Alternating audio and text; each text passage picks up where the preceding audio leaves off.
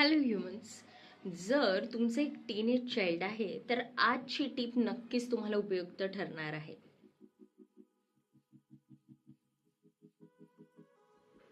नमस्कार, मी Ketaki Kadam केळापुरे, counselling psychologist आणि founder of mind मित्रा, तुमच्यासाठी आज घेऊन आलेली आहे या संवाद साधण्याची कला.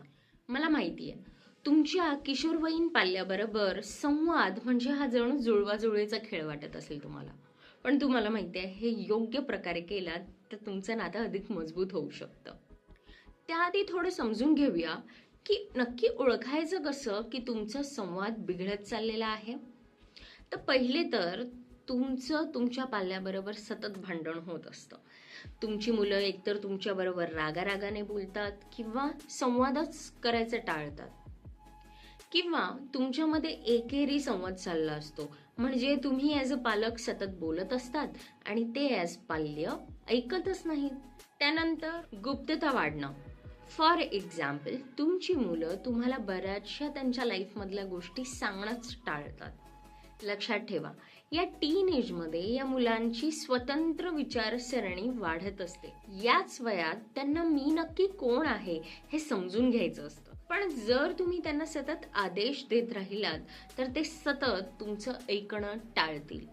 आता ही संवादातली आलेली गॅप भरून काढायची असेल तर तुम्हाला काही टिप्स देते. टिप नंबर 1, त्यांचं पूर्णपणे ऐका. ओके.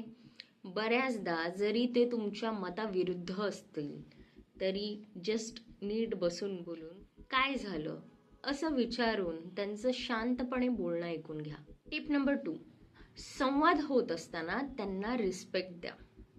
उगाचच अरे तुला काही कळतच नाही, तुला अक्कलच नाहीये, अशा प्रकारचं बोलणं टाळा. जिथे शक्य असेल तिथे नकारात्मक बोलणं टाळा. तू हे करूच शकणार नाहीस, याऐवजी तुला अमुक गोष्ट करण्यात मी मदत करतो असं म्हणा.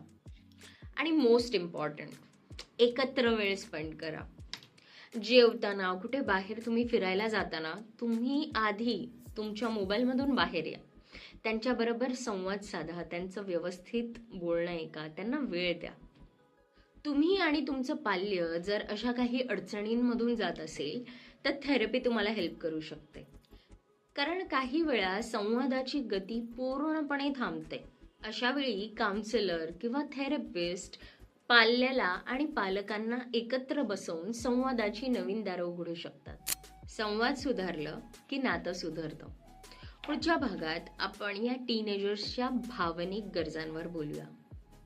जर तुम्हाला तुमच्या पाल्याबरोबरचा संवाद सुधारायचा असेल किंवा कोणत्याही समस्येसाठी थेरपी हवी आहे तर माइंड मित्राला आजच संपर्क साधा.